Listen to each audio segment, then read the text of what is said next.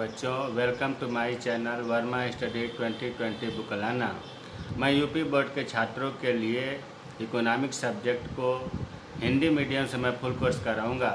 यदि आप full course करना चाहते हैं तो मेरे चैनल को सब्सक्राइब कीजिए और बेल आइकन को प्रेस करना ना भूलें, ताकि जो भी वीडियो मैं अपलोड करूं उसका नोटिफिकेशन सबसे पहले आपको मिल सके।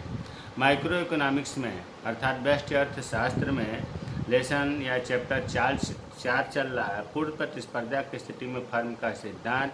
इसमें हम लोग आगम या संप्राप्ति पढ़े, जिसमें TR, MR, AR में संबंध पढ़े। आज हम लोग पढ़ेंगे पूर्ण प्रतियोगिता में आगम। प्यारे बच्चों, बाजार जो है मुख्य रूप से दो प्रकार का होता है, पूर्ण प्रतियोगिता बाजार, अपूर्ण प्रतियोगिता बाजार। पूर्ण प्रतियोगिता बाजार को पूर्ण प्रतिस्पर्धा बाजार भी कहते हैं, पूर्ण प्रतिस्पर्धी बाजार भी कहते हैं, अंग्रेजी में कहते हैं परफेक्ट कंपटीशन। तो आज हम लोग पढ़ेंगे पूर्ण प्रतियोगिता, जिसको पूर्ण प्रतिस्पर्धा या पूर्ण प्रतिस्पर्धी परफेक्ट कंपटीशन की विशेषताएं कहेंगे। सबसे पहले विशेषता, तो पहली विशेषता है कि क्रेताओं और विक्रेताओं की संख्या बहुत अधिक होती है। अभी हमने बताया कि बाजार दो प्रकार का होता है, पूर्ण प्रतियोगिता और अपूर्ण प्रतियोगिता। यहाँ इस बात का ध्यान रखना है कि जो भी विशेषता बताया जाएगा वो पूर्ण प्रतियोगिता को अंग्रेजी में कहते हैं परफेक्ट कंपटीशन की विशेषता होगी। तो पहला क्रेताओं का मतलब खरीदने वालों की संख्या, और विक्रेताओं बेचने वालों की संख्या बहुत अधिक होती है। इसमें पूर्ण प्रतियोगिता में या पूर्ण प्रतिस्पर्धा बाजार में इतनी अधिक होती है कि कोई भी क्रेता या विक्रेता अकेले वस्तु की कीमत को प्रभावित नहीं कर सकता। देखिए बच्चों, रटने से काम नहीं चलेगा। समझिए कि पूर्ण प्रतियोगिता में खरीदने और बेचने वालों की संख्या बहुत अधिक होती है, और जब संख्या बहुत अधिक होगी बेचने वालों की और खरीदने वालों की, तो वस्तु पर कीमत जो होता है वो प्रभावित नहीं कर पाते हैं क्रेता विक्रेता। अगर एक होता बेचने वाला तो मनचाही भी बेचने लगता ना, इसलिए जब ज़्यादा हैं तो कीमत प्रभावित नहीं कर पाते हैं। दूसरी विशेषता है बिक्री की जाने वस्तु की सभी इकाइयाँ समान होनी चाहिए। महत्वपूर्ण विशेषता है कि पूर्ण प्रतियोगिता में जो भी वस्तु बेची जाती है, कोई भी फर्म बेचे या कोई भी विक्रेता बेचे, तो सब एक तरह की होगी। उनके आकार, रंग, रूप, गुण आदि में कोई अंतर नहीं होना चाहिए। मैं मान रहा हूँ ये संभव नहीं है। आज के मार्केट में बताओ जितने भी विक्रेता हैं उन सब के वस्तु एक जैसा कहाँ संभव है। लेकिन पूर्ण प्रतियोगिता में ऐसा ही होना चाहिए कि जो वस्तुएं बेचने के लिए आती हैं उनके सभी इकाइयाँ आकार में, रंग में, रूप में, गुण में एक जैसा होना चाहिए। तीसरा है विशेषता, फर्मों को इसके उद्योग में प्रवेश करने या उद्योग से बाहर जाने की पूरी स्वतंत्रता होती है। यार बच्चों, फर्म और उद्योग ये बार बार शब्द आएगा, पहले तो इसे आप समझ लें कि उद्योग और फर्म क्या होता है। देखिए, उद्योग आपको पढ़ाया गया है कई तरह के होते हैं, सूती वस्त्र उद्योग, चीनी उद्योग, लौह इस्पात उद्योग, कागज उद्योग, कम से कम सैकड़ों प्रकार के उद्योग हैं। तो जैसे मान लीजिए कि उद्योग, हमने एक उदाहरण के लिए मान लिया सूती वस्त्र उद्योग, उदाहरण माना है। अब उद्योग, ध्यान दीजिए कि उद्योग के अंतर्गत अनेकों फर्में होती हैं, मतलब कार्य करने वाली या बेचने वाली फर्में होती हैं, उत्पादन करने वाली होती है। जैसे हमने मान लिया firm A, firm B, firm C, हमने 3 फर्म मान लिया। अब यहाँ ध्यान दो कि फर्म ये तीनों जो है सूती वस्त्र उद्योग ही बेचती हैं, सूती वस्त्र कपड़े ही बेचती हैं, तो इन्हें तो फर्म कहा गया। ये कई जगह पर हो सकती है, किसी प्रदेश में, जैसे मान लो ये यूपी में हो गया, ये बिहार में हो गया, ये महाराष्ट्र में हो गया फर्म, और इन तीनों का मालिक कौन हो गया? उद्योग, और इसका मुख्यालय कहीं और होगा। अब ये जो फर्म A, B, C होती हैं, ये जो हम बताना चाह रहे हैं ये बहुत महत्वपूर्ण है। ये जो है ये कीमत ग्रहण करने वाली होती हैं, मूल्य जो है ये ग्रहण करने वाली होती है। इसको अंग्रेजी में कहा जाता है प्राइज टेकर। इसका मतलब ये है कि फर्म जो है जितनी भी हों, 3 हमने उधार दिया है, 10, 20, 50 जो भी हों, ये मूल्य अपने आप निर्धारित नहीं करती हैं। मूल्य तो ये उद्योग निर्धारित करता है और वो इनको बता देता है कि आपको इस दाम पर बेचना है। तो फर्म तो कीमत ग्रहण करने वाली हो गई, लेकिन जो उद्योग है यही मूल्य निर्धारित करता है। और मूल्य कैसे निर्धारित करता है, यहाँ थोड़ा सा हिंट दे दूँ। मांग और पूर्ति के संतुलन के आधार पर उद्योग निर्धारित करता है। तो उद्योग को हम कहते हैं प्राइज मेकर। प्राइज मेकर का हिंदी हो गया कि कीमत निर्धारण करने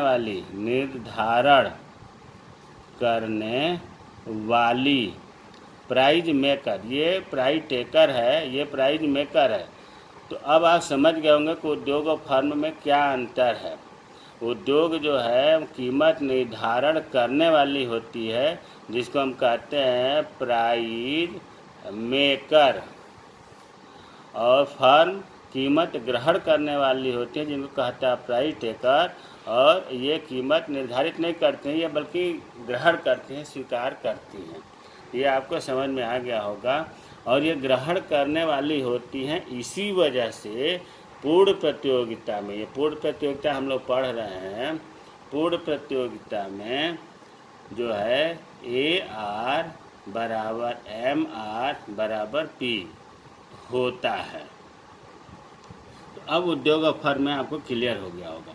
यहाँ आते हैं, फर्मों को इसके उद्योग में प्रवेश करने या उद्योग से बाहर जाने की पूरी स्वतंत्रता होती है।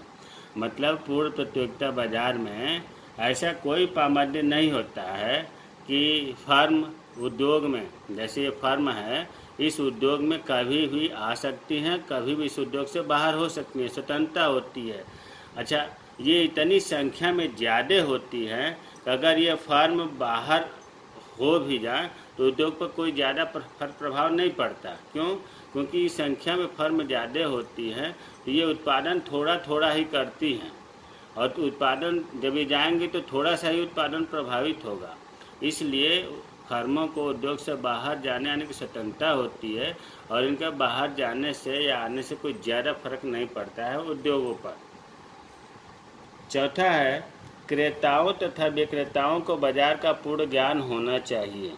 अभी आपको बताया गया कि पूर्ण प्रतियोगिता में सभी वस्तुएं एक जैसी होती हैं और सभी कीमतें एक जैसी होती हैं। ये अगला पॉइंट है कि वस्तु की समस्त इकाइयों का मूल्य एक समान होना चाहिए।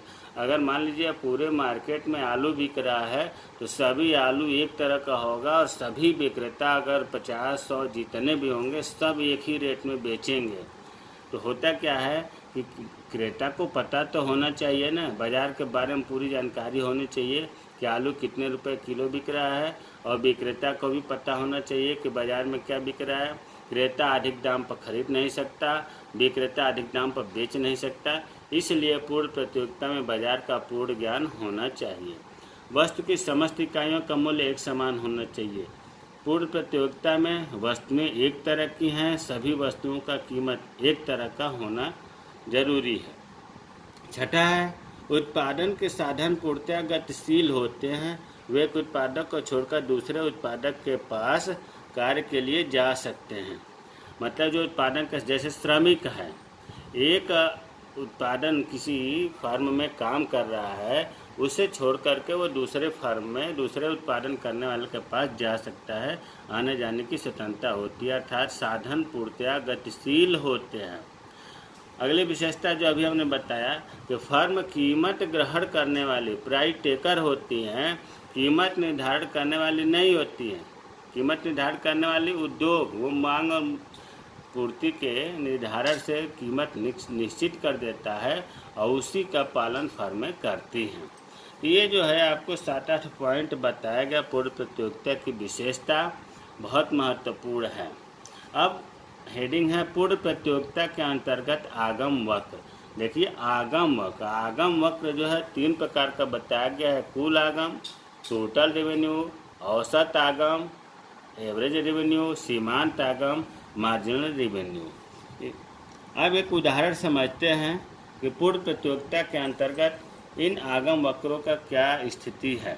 देखो क्वांटिटी अर्थात उत्पादन की मात्रा दिया गया है 1 2 3 4 5। मैंने इसीलिए उदाहरण नहीं बनाया कि आप देख लेंगे तो आसानी से बना लेंगे। अब देखो आपको ये जब पता चल गया कि पूर्ण प्रतियोगिता में सभी वस्तुओं की कीमतें एक समान होती हैं, तो मान लिया कि एक वस्तु की माना कि एक वस्तु की कीमत 10 रुपये है। 10 रुपये मान लिया, 5 20 50। अब जब 10 मान लिया तो एक वस्तु की कीमत भी 10 रुपये होगा। यहाँ देखो उत्पादन की मात्रा या 2 वस्तु कहा जा रहा है, लेकिन ऐसा नहीं कि यहाँ हम लिखेंगे 20, नहीं, प्रत्येक वस्तु की कीमत एक इकाई, ये इकाई में रखा गया है, एक का कीमत लिखना है। तो सभी 2 लो 3 लो 4 लो सबकी 10 रुपये ही प्रति वस्तु कीमत है, ये माना गया है। एक वस्तु की कीमत कितना है 10 रुपये। अब TR निकालना है। TR कैसे निकाला जाए, इससे पहले बहुत पढ़ाया गया है। TR बराबर होता है P इंटू Q। एक और सूत्र है इसका AR इंटू Q, ये पहले पढ़ाया गया। अगर नहीं पढ़े हैं इसके पहले का वीडियो देख लें आई बटन को क्लिक करके कि TR क्या है। देखो पहले इसकी बात करें, P ये है, Q ये है, तो TR निकल जाएगा, अर्थात गुणा करना है। यहाँ हमने सूत्र लिख दिया। तो 10 का 1 में गुणा किया 10, 2 वस्तु का 10 में गुणा करेंगे तो 20 30 40 50। देखिए TR सूत्र से निकल गया। AR में Q का अगर ये पता नहीं है इसलिए इसका नहीं गुणा कर सकते, नहीं तो AR में भी Q का गुणा करेंगे तो निकल जाता है TR। वैसे इससे पहले भी आपको बताया गया था कि AR और P दोनों बराबर होते हैं। अब देखिए अब AR निकालना है। AR का सूत्र क्या बताया गया है, AR का सूत्र बताया गया है कि TR बटा Q, और दूसरा ये भी बताया गया है कि ये AR बराबर P होता है। तो देखिए AR बराबर P, जब हमें P 10 10 पता है तो 10 10 10 10 10 लिख देंगे। अगर इस सूत्र से भी निकालना चाहें तो देखो TR है बटा Q, 10 में 1 का भाग दिया तो 10, 20 में 2 का भाग दिया तो 10, 30 में 3 का भाग दिया तो 10, 40 में 4 का भाग दिया 10, 50 में 5 का भाग दिया 10। तो दोनों सूत्रों से निकल गया। देखिए TR भी निकल गया, AR भी निकल गया। MR के लिए भी आपको सूत्र बताया गया है। क्या बताया गया, 2 तरह का डेल्टा TR बटा डेल्टा Q, और दूसरा बताया गया था कि TRN माइनस TRN माइनस 1। अगर ये सूत्र नहीं समझ में आता है तो ये बताया गया है कि पहली संख्या ज्यों का त्यों उतरती है, फिर दूसरा इसमें घटेगा, फिर 30 से 20 में 10, 40 से 30 में 10, 50 से 40 में 10। ये हमारा जो है एक उदाहरण पूर्ण प्रतियोगिता का बन गया। प्यारे बच्चों, सबसे बड़ी बात इसमें यह ध्यान रखना है कि 10 कीमत सब में समान है, अर्थात एक वस्तु कोई ले रहा है उसका भी 10, 5 वस्तु भी ले रहा है तब भी 10 रुपये के ही हिसाब से उसे 50 रुपये देना पड़ा। अब इसको हम ग्राफ पर देखते हैं। तो देखो ये क्वांटिटी है, हमने लिख दिया उधर उत्पादन की मात्रा 1 2 3 4 5, और इधर लिख दिया आगम। सबसे बड़ी संख्या इसमें 50 है तो 10 20 30 40 50 लिख दिया। अब हमें AR का पहले बनाना है। तो AR देखो 10, एक का सब में 10 10 है तो 1 का 10 यहाँ चिन्ह लगेगा, 2 का 10, 3 का 10, 4 का 10, 5 का 10। AR का हमने फिर मिला दिया, ये बन गया। MR का भी, MR भी 10 है तो उसी पर चिन्ह लगेगा, 1 का 10, 2 का 10, MR का भी हो गया। और P, जब ये P है या P का लगाएं तो 10। एक सीधी रेखा होती है। अब हम ऐसे भी कह सकते हैं कि जो मतलब AR बराबर MR पूर्ण प्रतियोगिता में एक पड़ी रेखा होती है। ये बहुत महत्वपूर्ण है, और यहाँ हम लिख भी सकते हैं कि फर्म की AR तथा MR रेखा एक पड़ी रेखा, पड़ी मतलब लेटी हुई, एक्स के समानांतर रेखा होती है। ये हिंट है, इम्तहान में से लिखते नहीं है, आपको समझने के लिए लिख रहा हूँ। तो ये चीज़ तो आप समझ ही लो कि पूर्ण प्रतियोगिता में AR और MR जो है एक पड़ी रेखा मतलब एक्स अक्ष के समानांतर होती है। और P बराबर आप देख रहे हो, इसमें भी P AR MR तीनों बराबर हैं, तीनों में 10-10 है। तो और ये 10 को P भी लिख सकते हैं।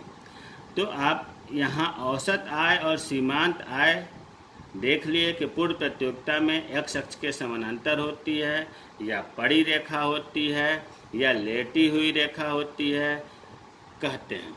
अब देखो TR की बात करें, इसमें TR नहीं दिखाया गया है। TR के लिए हमने यहाँ चित्र बनाया, उसी तरह से उत्पादन कर लिया, 1 2 3 4 5 इधर कर दिया।